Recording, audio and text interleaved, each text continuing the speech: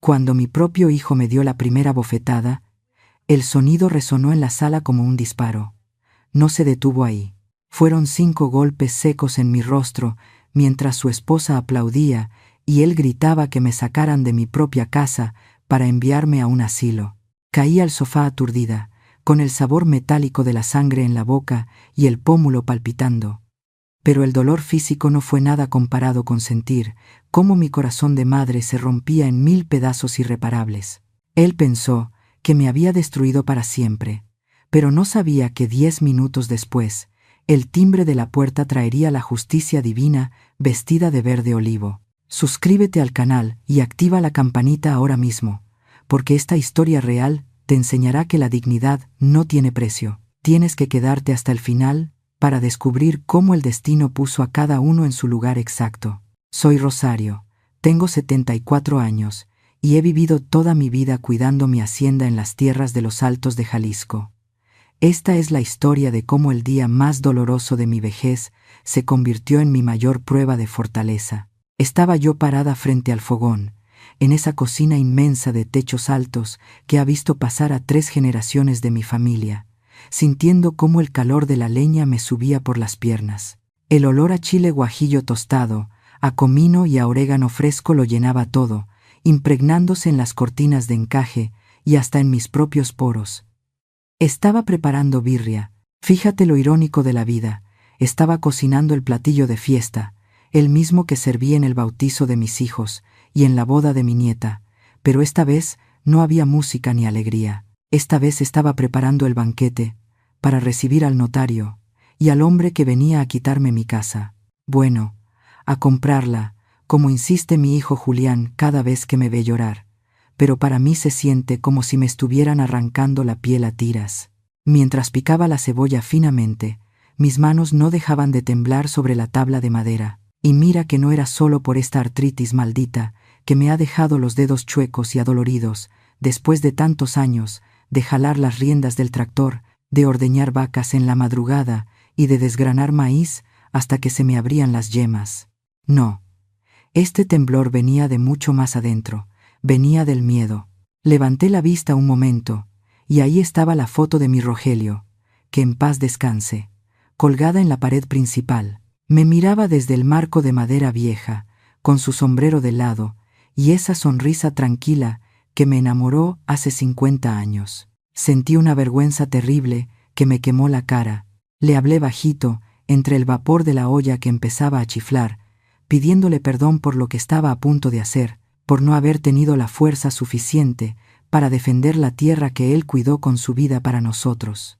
En eso estaba, perdida en mis pensamientos y secándome una lágrima traicionera con la punta del delantal, cuando entró Julián, mi hijo menor. El consentido, ¿para qué te miento?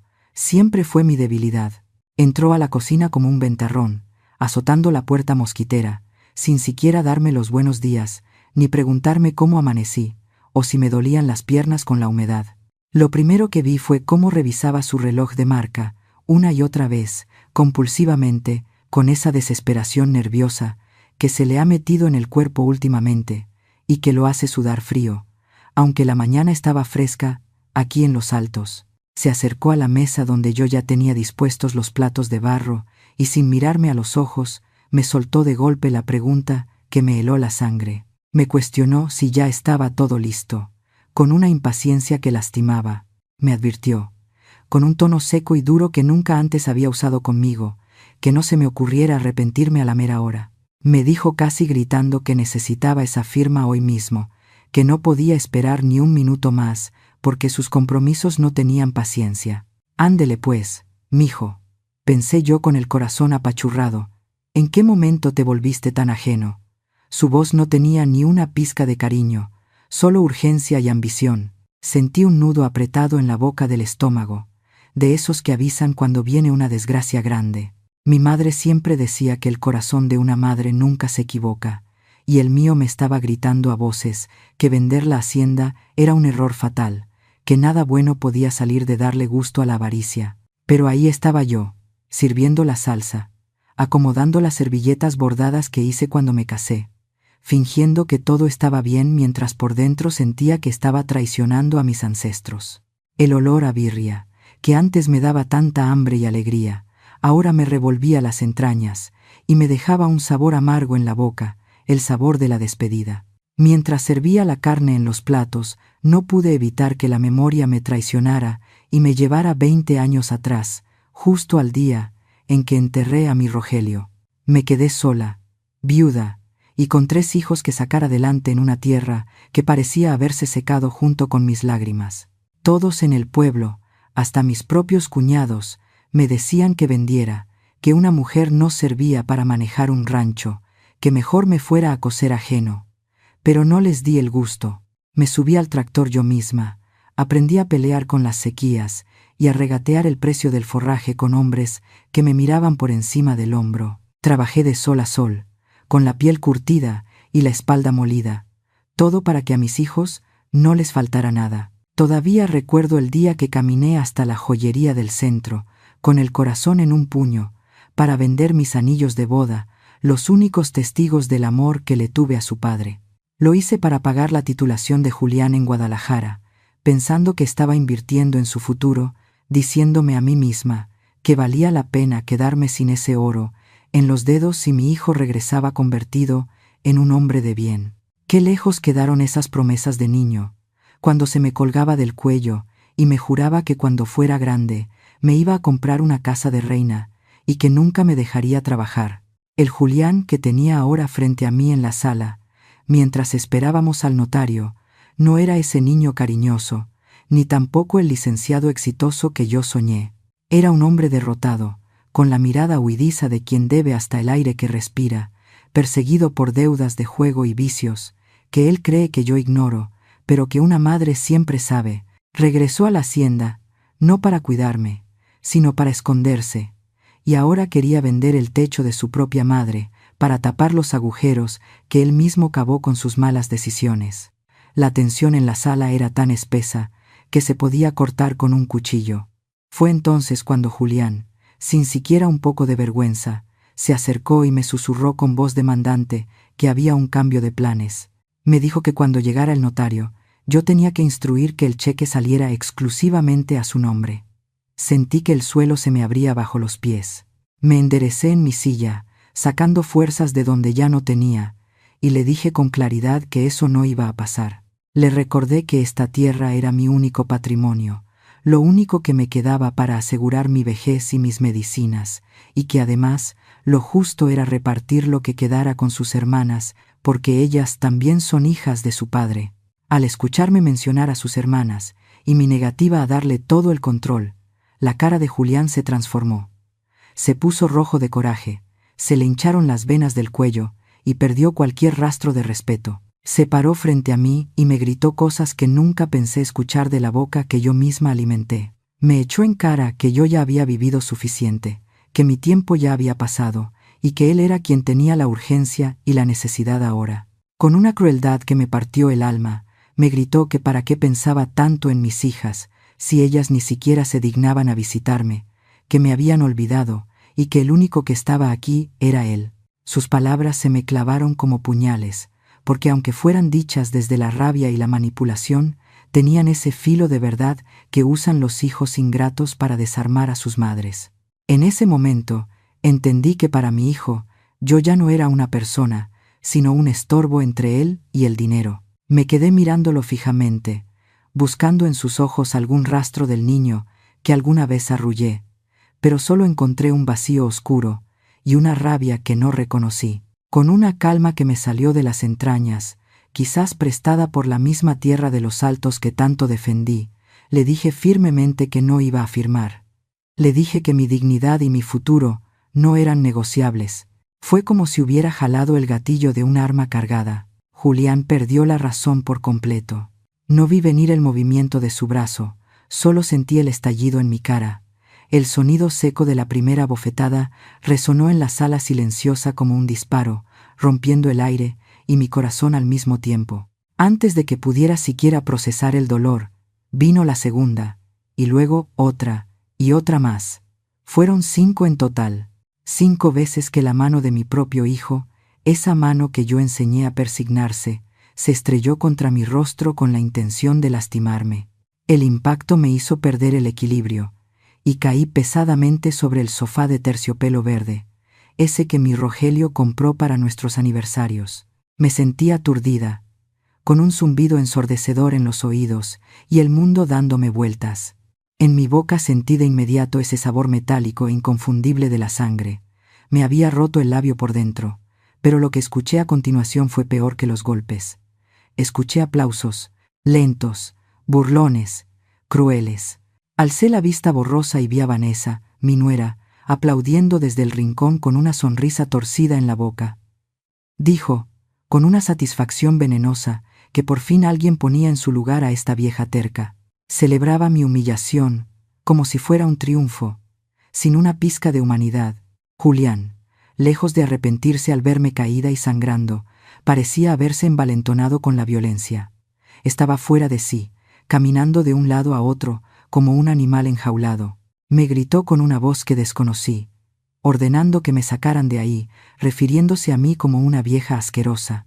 Gritó que ya no me soportaba, que lo tenía harto con mis reglas y mi moral anticuada, y que mi destino debía ser un asilo donde dejara de estorbarle. Cada palabra era un golpe más fuerte que los físicos, despojándome de mi rol de madre, de mi autoridad y de mi dignidad en mi propia casa. Temblando como una hoja, no por miedo a morir, sino por el horror de lo que acababa de vivir, me levanté del sofá, apoyándome en los muebles para no caer de nuevo. No dije nada. No había nada que decir. Caminé arrastrando los pies hacia mi recámara, sintiendo las miradas de odio en mi espalda, y cerré la puerta con llave, girando el pasador con dedos torpes. Me acerqué al espejo del tocador, y lo que vi me heló la sangre. Mi pómulo ya estaba comenzando a ponerse morado, hinchado, deformando las facciones que mi esposo tanto amó. Me toqué la piel con suavidad y, curiosamente, no lloré. Mis ojos estaban secos, áridos como la tierra en sequía. El dolor era tan profundo, tan absoluto, que había secado mis lágrimas de golpe. En ese silencio sepulcral de mi cuarto, rodeada de mis santos y mis recuerdos, sentí algo quebrarse definitivamente dentro de mí.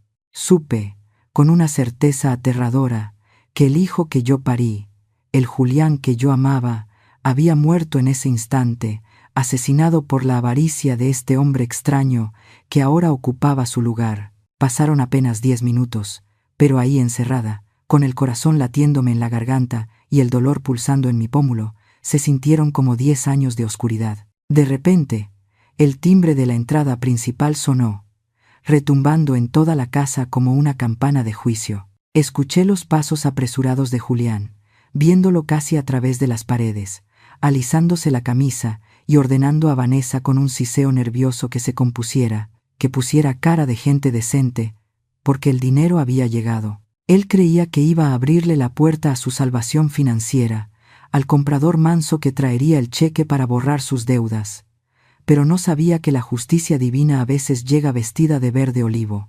Yo sabía que tenía que salir, no por él, sino por mí, porque esta era mi casa y yo no me iba a esconder como una criminal en mi propia recámara. Me pasé el rebozo por la cabeza, intentando inútilmente cubrir la hinchazón morada que ya me cerraba el ojo izquierdo, y abrí la puerta.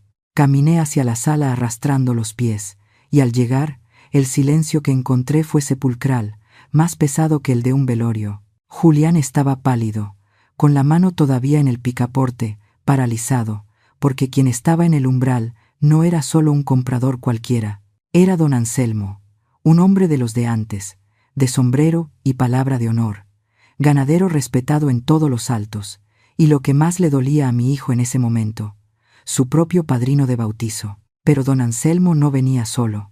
A su lado, con el rostro serio y la mano en el cinturón, estaba el comandante de la Guardia Nacional. Bendita sea Lupita, mi empleada doméstica, que al escuchar los primeros gritos y los golpes se había escabullido por la puerta del patio para pedir auxilio, sabiendo que la vida de su patrona valía más que su empleo. Cuando entré en el campo de visión de todos, el tiempo se detuvo. Don Anselmo se quitó el sombrero lentamente, con los ojos clavados en mi rostro desfigurado, Su mirada pasó de la incredulidad a una dureza de piedra. Julián intentó balbucear una excusa, algo sobre un accidente, sobre que yo me había caído, pero las palabras se le atoraron en la garganta ante la mirada de su padrino. Don Anselmo, con una voz grave que hizo temblar los cristales, le dijo que él había venido a comprar una hacienda de gente de bien, no a financiar a un cobarde capaz de levantarle la mano a la mujer que le dio la vida y que se quitó el pan de la boca para hacerlo hombre. Le dijo que le daba asco compartir su sangre espiritual con él. El comandante no esperó más. Dio un paso adelante, y antes de que Julián pudiera siquiera intentar huir, le giró los brazos a la espalda. El sonido metálico de las esposas cerrándose fue lo único que se escuchó en la sala, más fuerte que cualquier grito. «Lesiones y violencia familiar en flagrancia», dijo el oficial con frialdad. Y fue ahí, al sentir el frío del acero en las muñecas y ver el desprecio absoluto en los ojos de su padrino, que el macho, el hombre que hace 10 minutos me golpeaba y me gritaba, se desmoronó por completo. Julián cayó de rodillas al suelo, arrastrado por el peso de su propia ruina. Rompió a llorar como un niño asustado, con un llanto feo y desesperado, moco tendido y cara roja. Empezó a suplicarme, a gritarme mamá, mamita, perdóname, pidiéndome que le dijera al comandante que todo era un error, que retirara los cargos, que no dejara que se lo llevaran. Me rogaba por la memoria de mi esposo, por Dios, por lo que fuera. Vanessa, pálida como un papel, se pegó a la pared, aterrada de que se la llevaran a ella también. Yo me quedé ahí parada, mirándolo desde arriba. Lo vi retorcerse en el suelo, manchando sus pantalones de marca, y por primera vez en mi vida no sentí el impulso de agacharme a levantarlo. Lo miré y no vi a mi hijo. Vi a un extraño que había roto algo que ni el amor de madre puede pegar. Me mantuve intocable, firme como un roble viejo, mientras el eco de sus súplicas rebotaba contra mi silencio. Ver a tu propio hijo ser arrastrado por la policía, con las manos esposadas a la espalda y la cara descompuesta por el llanto, es una imagen que ninguna madre debería tener que guardar en su memoria. Pero ahí estaba yo, viéndolo todo desde la puerta, como si fuera una pesadilla de la que no podía despertar. Cuando el comandante me miró y me preguntó con delicadeza si quería otorgar el perdón ahí mismo para que lo soltaran, sentí que el corazón se me partía en 2 mitades sangrantes. Una parte de mí, la madre que lo arrulló y que vendió sus anillos para darle estudios, quería gritar que sí, que lo soltaran, que era mi muchacho. Pero la otra parte, la mujer que acababa de recibir 5 bofetadas y que había sido tratada como un estorbo inservible, apretó los dientes y negó con la cabeza. No retiré los cargos. Dejé que se lo llevaran. Ándele pues. Pensé con un dolor inmenso. Que aprenda a la mala lo que no quiso aprender a la buena. A veces el amor de madre también tiene que ser justicia, aunque queme por dentro. En cuanto la patrulla se llevó a Julián, la valiente de mi nuera, esa tal Vanessa, que minutos antes aplaudía mi desgracia, no esperó ni un segundo. Salió corriendo como alma que lleva el diablo, se subió a su coche lujoso y arrancó rechinando llanta, dejándome ahí con mi vergüenza y mi dolor. Ni siquiera volteó a ver qué pasaba con su esposo. Don Anselmo se acercó a mí, con el sombrero en la mano y los ojos agüitados, pidiéndome una disculpa que no le correspondía dar. Me dijo que yo era mucha mujer para tan poco hijo, y se despidió prometiendo que estaría pendiente de mi seguridad. Cuando cerré la puerta, la casa se me vino encima. El silencio en la hacienda pesaba más que las piedras del camino. Caminé de regreso a la cocina, arrastrando los pies que ya no me respondían. Ahí estaba la olla de barro con la birria, todavía tibia, soltando ese olor a fiesta que ahora me daba náuseas. La comida, preparada con tanto esmero para celebrar una venta que nos iba a salvar, se quedó ahí, intacta, enfriándose como testigo mudo de la tragedia. Nadie la probó. Me serví un vaso de agua, con las manos temblorosas, y me fui a sentar a mi mecedora frente al ventanal que da al campo. El sol ya se estaba metiendo, pintando de naranja las tierras que Julián quiso arrebatarme, y me toqué la cara. El golpe palpitaba, caliente y doloroso, pero ¡ay, Diosito santo!